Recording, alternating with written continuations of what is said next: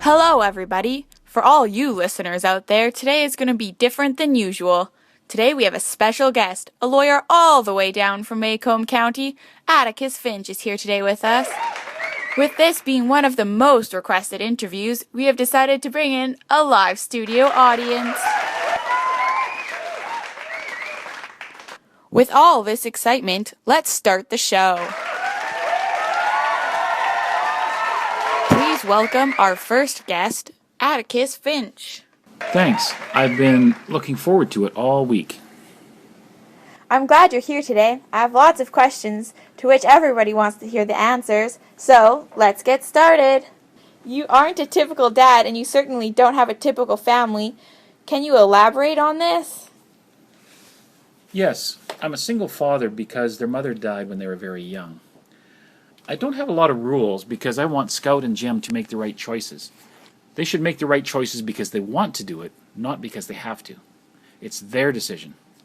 It helps them be more responsible. As long as I can see that they're trying, that's the important part. Being an only father to a girl must be hard for Scout. How does she get good female role models? Scout has a couple of good female role models. Calpurnia, our cook, is more like an equal to me, and she is a very good mother figure. There is also Miss Maudie, who is our next-door neighbor, that Scout has gotten closer with, and she feels comfortable asking her questions. You don't like to shoot, so why did you give your children guns for Christmas? I don't shoot anymore. I did as a young boy, but gave it up. I do know how to shoot, and I wanted Scout and Jem to be able to as well. This way, if they ever find themselves in a situation where they need to use a gun, they will be able to safely use one. Do you think being a lawyer has changed the way you parent? I see racial prejudice and other problems in the courthouse. I don't pretend nor say the world is perfect to my children. I want them to know and understand that these problems do exist, and I want them to strive to change it, or at least not to participate in it. Why do you let your children call you Atticus? I know they respect me, and I respect them, and so long as they say it with respect, I'm fine with that. I like to think of us as equals, rather than me being better than them or knowing more than they do.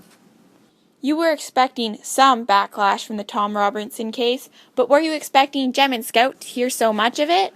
I was sure they were going to hear bad things. I'm saddened by how other children are using racial slurs. I was, however, very proud of the way Scout and Jem handled themselves in these situations. They're trying to follow what I asked them to do and not fight, especially Scout. Thank you very much, Atticus, for coming and answering these questions. You gave very good answers. It was my pleasure. I'm glad to answer questions. Can I have another big round of applause for Mr. Atticus Finch for being here today? And thank you, everybody, for listening. Stay tuned for more music and guests.